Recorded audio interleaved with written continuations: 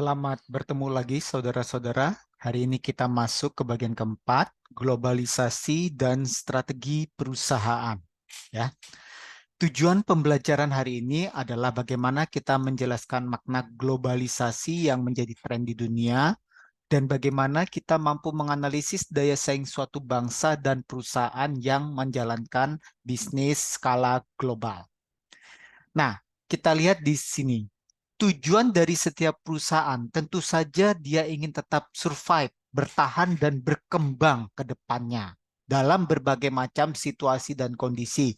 Sebagaimana kita ketahui, kondisi perubahan yang sangat dinamis di masyarakat, di dalam dunia bisnis, sehingga membuat perusahaan harus bisa survive. Nah, salah satu tujuan yang diinginkan adalah bagaimana produk dan atau jasa yang dihasilkan oleh perusahaan itu dapat masuk ke pasar baru. Pasar baru itu tidak hanya di skala lokal atau nasional, tetapi juga ke skala internasional. Masuknya bisnis pada pasar baru cenderung menjadikan tantangan bagi perusahaan. Kenapa? Karena dia menghadapi suatu kondisi eksternal yang berbeda dengan lingkungan di mana perusahaan itu berada. Sebagai contoh, kita masuk ke pasar luar negeri ke dunia Timur Tengah. Tentu budaya di dunia Timur Tengah berbeda dengan budaya di Indonesia. Sehingga pendekatan-pendekatan, penyesuaian terhadap produk itu menjadi suatu keniscayaan. Nah, sehingga di sini tantangan yang semakin kompleks itu akan dihadapi perusahaan-perusahaan bila perusahaan itu ingin menumbuh kembangkan bisnisnya secara global. Nah, tentu menjadi pertanyaan, mengapa organisasi harus berbeda? Mengapa organisasi harus masuk ke dalam pasar global? Apa sih dorongan-dorongan sehingga membuat suatu perusahaan memutuskan untuk pergi ke pasar global? Kemudian bagaimana perbedaan budaya antar perusahaan Asia dan perusahaan Barat, dan bagaimana seharusnya perusahaan global berperilaku. Nah, isu yang dihadapi perusahaan multinasional itu beberapa diantaranya adalah bagaimana perusahaan memutuskan apakah produk yang dia jual ke pasar global itu terstandarisasi.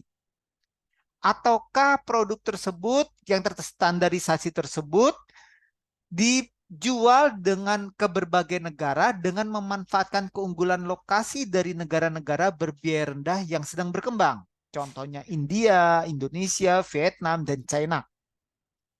Bagaimana produk terdiferensiasi harus mewujudkan variasi dalam selera dan preferensi konsumen lokal, sehingga kita harus melakukan adaptasi terhadap kebutuhan masyarakat lokal.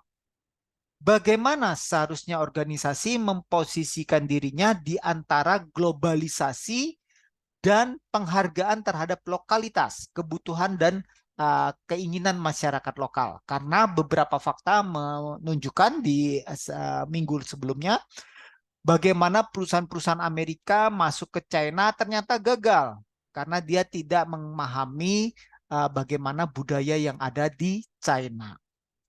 Nah, globalisasi telah mengubah landscape bisnis.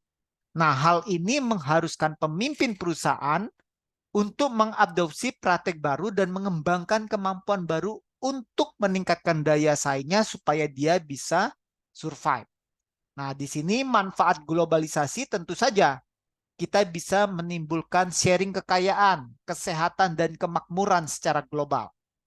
Tapi efek negatif dari globalisasi adalah menularnya, ya, dengan mudah menularnya, contagion effect. Jadi apabila salah satu negara mengalami krisis, akan dengan mudah masuk ke negara-negara lain. Contohnya di tahun 2008, di mana Amerika kolaps karena industri keuangannya jatuh, dan itu berdampak kepada seluruh dunia. Jadi di sini globalisasi menimbulkan risiko apa yang terjadi pada suatu negara akan segera berdampak ke negara lainnya. Nah, ke depan dunia akan menjadi lebih kecil. Kita sebut sebagai village, ya, global village atau desa global. di mana nanti diindikasikan oleh masyarakat lanjut usia yang lebih makmur, usia harapan hidupnya yang lebih panjang karena ditemukannya teknologi dan yang membuat orang bisa sembuh dari berbagai macam penyakit. Kemudian masyarakatnya lebih banyak tinggal di perkotaan, kemudian ada risiko-risiko dan kemudian terjadi disparitas antara yang kaya dan yang miskin. Nah, kemudian juga perubahan iklim akan terus berlanjut. Harga pangan akan naik. Kenapa harga pangan naik? Karena jumlah penduduk sudah semakin meningkat. Tahun 2023, untuk pertama kali dalam sejarah India, jumlah penduduknya menyalip jumlah penduduk China. Jadi mulai tahun 2023, awalnya diprediksi tahun 2027. Ternyata seiring dengan peningkatan tingkat kelahiran di India dan pada saat yang sama terjadi penurunan kelahiran di China, ternyata itu dipercepat. Tahun 2023 ini India dicatat oleh UN PBB, di sini disebutkan bahwa India jumlah populasinya lebih besar dari Cina untuk pertama kalinya. Nah, tentu meningkatnya jumlah populasi ini berdampak pada kebutuhan akan lahan. Jadi di sini ada terjadi perebutan antara kebutuhan untuk perumahan dan kebutuhan untuk sumber daya pangan. Nah, akibatnya terjadi perebutan ini membuat harga tanah semakin meningkat sehingga harga pangan juga akan naik. Apalagi seiring dengan perubahan iklim di mana terjadi pencairan es sehingga menyebabkan daerah-daerah pesisir banyak yang menjadi tenggelam. Nah, kemudian juga ada suatu fenomena di mana terjadi pergeseran ekonomi yang semula dikuasai oleh Barat, dominasinya kemudian sekarang bergeser ke Timur yang dimotori oleh China dan kawan-kawan. Nah, dalam bukunya yang berjudul The World is Flat, Thomas Friedman menyatakan apa? Globalisasi adalah pemerataan ketidaksetaraan dalam masyarakat. Nah, sebelum teknologi berkembang seperti saat ini, untuk dapat beroperasi di luar negeri itu sangat sulit dan mahal harganya. Namun dengan adanya digitalisasi dan perkembangan teknologi informasi membuat UMKM di seluruh dunia bisa mengekspor barangnya ke berbagai negara, termasuk UMKM dari Indonesia. Melalui media-media e-commerce, mereka bisa memasarkan ke seluruh dunia. Ini suatu keuntungan dari globalisasi. Nah, berikutnya adalah menganalisis daya saing negara dan perusahaan multinasional. Nah, di sini ada dua alat yang kita pergunakan, yaitu kerangka kerja dari Michael Porter yang kita sebut Porter Diamond, dan kerangka kerja Bartlett dan Gosal yang kita sebut sebagai Integration and Responsive Framework. Nah, kita lihat satu persatu. Nah, ini adalah kerangka kerja model diamondnya dari Porter, Michael Porter. Nah, keunggulan kompetitif suatu bangsa itu ditentukan oleh kondisi faktor sumber daya, kondisi permintaan, kemudian intensitas kompetitor pada industri lokal, dan industri pendukung. Nah, kita akan lihat satu persatu. Nah, kita mulai dari kondisi faktor atau faktor-faktor produksi. Ya. Nah, keberadaan faktor produksi saja tidak cukup untuk menjadikan suatu negara memiliki keunggulan kompetitif. Kelimpahan sumber daya fisik bersama dengan lokasi dapat membawa keuntungan bagi pasar tertentu. Jadi, di satu sisi memang benar, sumber daya fisik termasuk sumber daya alam itu membawa keuntungan bagi suatu negara. Tapi belum cukup untuk menjadikan negara itu memiliki keunggulan kompetitif. Nah, kita lihat sekarang. London hari ini dan dari dulu dan sampai hingga hari ini dipandang sebagai pusat keuangan global. Kenapa? Karena tenaga kerjanya yang terampil dan zona waktunya yang menguntungkan. Nah, London hingga saat ini terus berkembang sebagai pasar valuta asing karena kemampuan pemodal untuk berdagang dengan timur dan barat pada hari kerja normal. Ya, karena dia berada di tengah-tengahnya antara barat dan timur. Kemudian menariknya, ternyata sumber daya alam seringkali tidak dibutuhkan untuk menghasilkan perusahaan-perusahaan terkemuka di dunia. Kita lihat beberapa negara yang sumber dayanya cukup besar, seperti Afghanistan, Iran, Irak. Rusia, Arab Saudi, dan Venezuela. Nah, kita lihat negara-negara ini memiliki sumber daya minyak yang cukup besar. Namun negara tersebut bukan basis bagi perusahaan-perusahaan multinasional company kelas dunia.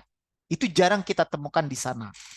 Sebaliknya, negara-negara yang sumber dayanya terbatas seperti Denmark, Finlandia, Israel, Jepang, dan Singapura ini seringkali menjadi pusat-pusat MNC kelas dunia.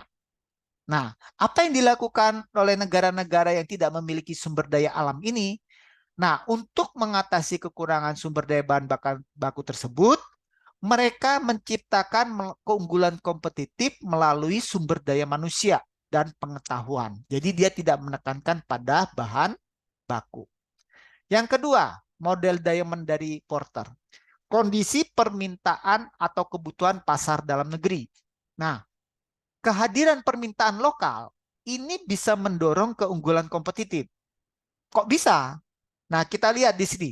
Kalau permintaan lokalnya didominasi oleh konsumen yang sophisticated itu jadi sangat ahli, menguasai apa itu technical skill yang tertentu, memaksa organisasi untuk berinovasi. Nah, sehingga ini dapat digunakan sebagai uh, batu pijakan untuk masuk ke pasar luar negeri. Nah, contohnya apa? Contohnya perusahaan-perusahaan otomotif di Jerman. Ya, sebagaimana perusahaan-perusahaan saudara tahu, perusahaan otomotif Jerman itu adalah salah satu pemain nomor satu di dunia.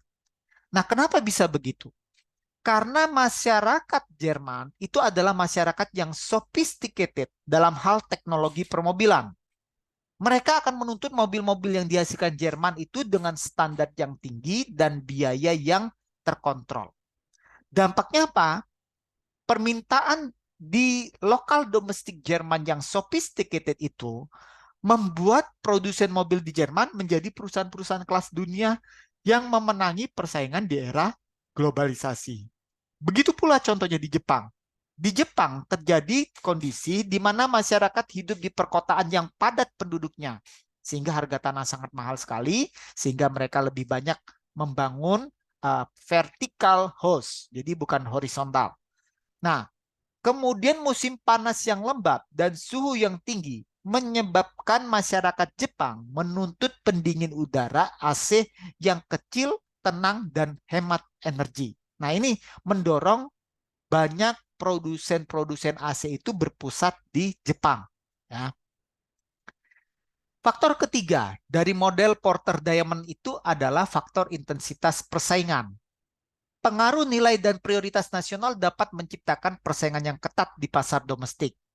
Ketika persaingan di pasar domestik itu meningkat, akan mendorong perusahaan-perusahaan di lokal domestik untuk meningkatkan produktivitas dan melakukan inovasi dan mendorong mereka untuk bisa ekspansi ke luar negeri untuk memanfaatkan pasar di luar pasar domestik mereka. Sebagai contoh Swiss.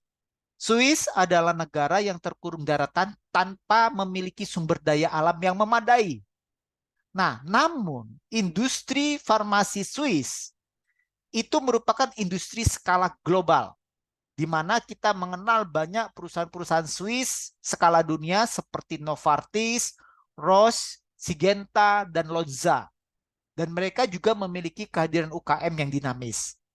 Nah, untuk bisa menjadi pemenang dalam lingkungan Swiss yang seperti ini, maka dia harus bisa ekspor, harus bisa ekspansi ke luar negeri. Memang pasar di Swiss sangat tidak banyak, tidak besar, dan dia di negara yang hanya terdiri daratan dan dikelilingi oleh pegunungan. Ya. Nah, di sini perusahaan yang di negaranya terdapat persaingan yang sangat tinggi, maka cenderung menjadi perusahaan yang juga unggul di persaingan global. Contoh lainnya adalah kondisi otomotif di Jerman. Kemudian faktor terakhir terkait dengan model Diamond Michael Porter adalah terkait supporting industry, industri pendukung dan terkait. Nah, suatu negara yang memiliki industri pendukung dan terkait yang mendukung bisnis itu akan menjadi jauh lebih baik. Contohnya Swiss yang memanfaatkan leadership dalam hal bidang kimia dan farmaseutika. Di mana di Swiss semua industri yang ada mendukung perusahaan-perusahaan farmasi di Swiss untuk menjadi perusahaan-perusahaan berskala global. Kehadiran klaster-klaster lokal di sekitar perusahaan-perusahaan global tersebut mendukung daya saing perusahaan-perusahaan farmasi itu menjadi perusahaan yang leading di global. Nah, mereka membentuk klaster-klaster yang kemudian bisa menyediakan akses input yang efisien dan hemat biaya. Nah, secara kolektif mereka dapat mendorong penciptaan kekayaan di suatu wilayah. Klaster berbeda contohnya ada di Jerman, di mana di sana ada Mercedes-Benz, ada BMW, Audi, dan Porsche, di mana mereka di sini menunjukkan bagaimana persaingan yang ketat menghasilkan produk-produk yang berkualitas tinggi dengan daya tarik yang cukup menarik bagi produsen-produsen, bagi konsumen di seluruh dunia. Dengan teknik inovasi, keandalan, keamanan, dan desain yang luar biasa, didukung oleh integrasi rantai pasok, Jerman tetap menjadi pasar otomotif nomor 1 di Uni Eropa. Nah, dari model Diamond tersebut terdapat kritikan. Bagaimana negara-negara yang tidak memiliki keempat hal tersebut? Maka dalam perkembangan lebih lanjut, Porter menambahkan dua lagi tambahan variabel, yaitu peluang dan pemerintah. Nah, kritikan terhadap Diamond Porter sebagian karena tidak memasukkan perubahan yang semakin drastis. Karena perubahan yang drastis itu di satu sisi merupakan ancaman, di lain sisi itu merupakan peluang besar bagi bisnis yang bisa secara smart mendeteksi peluang tersebut. Ya. Kemajuan tentang pentingnya kemitraan publik swasta juga tidak dimasukkan dalam model Diamond tersebut. Sehingga akhirnya dalam model revisi tersebut dimasukkanlah peluang dan pemerintah. Contohnya kasus di India, di mana penggunaan bahasa Inggris berskala luas dan tenaga kerjanya murah. Inilah yang dapat menjelaskan kenapa India berhasil dalam industri perangkat lunaknya. Ya. Nah, bila dikaitkan dengan model Diamond, India tidak memiliki demand yang besar untuk software. Dan industri pendukungnya pun tidak besar di India. Nah, untuk mengatasi hal tersebut, pemerintah India menantang perusahaan-perusahaan India agar bertindak sebagai katalisator dan penantang untuk mendorong industri software tersebut di negaranya. Ya, sehingga sekarang salah satu pusat penelitian tentang software di dunia selain di Amerika adalah di India. Pemerintah India memberikan beberapa stimulus dengan membangun infrastruktur komunikasi data berkecepatan tinggi yang memungkinkan orang India pulang dari luar negeri dan membuat situs lepas pantai untuk klien di Amerika. Jadi mereka bisa bekerja secara remote karena komunikasi data berkecepatan tingginya luar biasa. Nah, di sini terkait dengan model 5 Diamond modelnya Porter tersebut ditambahkan government karena ternyata government dapat mempengaruhi daya saing suatu bisnis secara internasional dan adanya peluang terkait dengan perubahan lingkungan yang semakin drastis tersebut. Nah, kedua hal tambahan ini akan mempengaruhi model Diamond dari Michael Porter tersebut. Nah, dari Porter kita pindah ke Bartlett dan Gosal yang membuat kerangka integrasi dan responsif, di mana terdapat dua sumbu horizontal dan vertikal. Kalau horizontal, dia berbicara tekanan untuk responsivitas lokal. Bagaimana produk-produk yang dihasilkan itu menyesuaikan terhadap kebutuhan lokal. Sementara sumbu vertikal itu bicara tentang bagaimana tekanan untuk melakukan kontrol terhadap biaya. Ya. Nah, dari dua sumbu horizontal dan vertikal ini terbagilah 4 kuadran, yaitu standarisasi global, transnasional, internasional, dan multidomestik. Kita lihat satu persatu. Bila mana perusahaan tidak terlalu melakukan penyesuaian terhadap kebutuhan lokal, kemudian tekanan untuk melakukan pengurangan biaya juga rendah, maka perusahaan dapat melakukan strategi internasionalisasi. Tekanan responsivitasnya rendah, tekanan untuk menekan biaya itu juga rendah, maka dia menggunakan strategi internasionalisasi. Contohnya apa? Harley Davidson. Harley Davidson itu dia tidak perlu membuat Harley Davidson yang harga murah karena memang persepsinya HD moge adalah motor gede adalah untuk orang kaya. Kemudian dia tidak perlu melakukan responsibilitas lokal sehingga produk Harley Davidson yang beredar di Indonesia, beredar di Jerman, beredar di Amerika semuanya sama, ya. Nah, kemudian berikutnya adalah strategi multi domestik di mana perusahaan menghadapi isu tentang pengurangan biaya rendah, sementara tekanan untuk menyesuaikan kepada kebutuhan lokal bersifat tinggi. Jadi multi domestik. Responsivitas lokalnya tinggi, tekanan biayanya rendah. Nah, ini dilakukan contohnya untuk apa? Contohnya pada kasus Nestle, di mana Nestle ini di setiap negara memiliki produk yang berbeda-beda antar negaranya, walaupun ada produk yang terstandar, ya. Pada kasus ini, Nestle tidak menghadapi tekanan untuk melakukan pengurangan biaya, namun dia mendapatkan tuntutan atas kebutuhan lokal masyarakatnya, ya. Nah, yang ketiga adalah strategi transnasional, di mana tekanan pengurangan biaya sangat tinggi dan pada saat yang sama responsibilitas terhadap kebutuhan lokal juga tinggi. Ini di sini transnasional. Nah, contohnya apa? Procter and Gamble atau biasa kita kenal P&G, di mana perusahaan harus membuat produk-produk yang sesuai dengan kebutuhan lokal tertentu. Misalnya sampo. Sampo untuk kebutuhan masyarakat di Amerika dengan sampo di wilayah tropis seperti di Indonesia berbeda kandungannya. Nah, sehingga P&G juga mendapatkan tekanan untuk melakukan pengurangan biaya sehingga sempat keluar dari Indonesia, kemudian memindahkan pusat produksinya ke Thailand di era-era tahun 2000-an awal. Nah, yang keempat adalah standarisasi global, di mana tekanan untuk pengurangan biayanya tinggi, sementara tuntutan untuk penyesuaian terhadap kebutuhan lokal rendah. Contohnya apa? Lenovo. Laptop itu kita akan membeli laptop dengan spesifikasi yang sama, harga termurah. Jadi kita diminta perusahaan-perusahaan mampu menekan biayanya sehingga harga jual laptop itu rendah. Tetapi kebutuhan lokalnya relatif sama. Tipe komputer di Indonesia, Amerika, dan Jerman semuanya sama. Jadi penyesuaian terhadap kebutuhan lokal itu rendah. Itu yang terjadi pada Lenovo. Tetapi Lenovo harus menekan biaya supaya harga jualnya juga menjadi optimal. Nah, dari rangka kerjanya si Bartlett dan Gosal, kita lanjutkan dengan Prahal dan Doss. Prahal dan Doss mengemukakan 7 faktor yang mempengaruhi integrasi global, yaitu pertama, pentingnya pelanggan multinasional.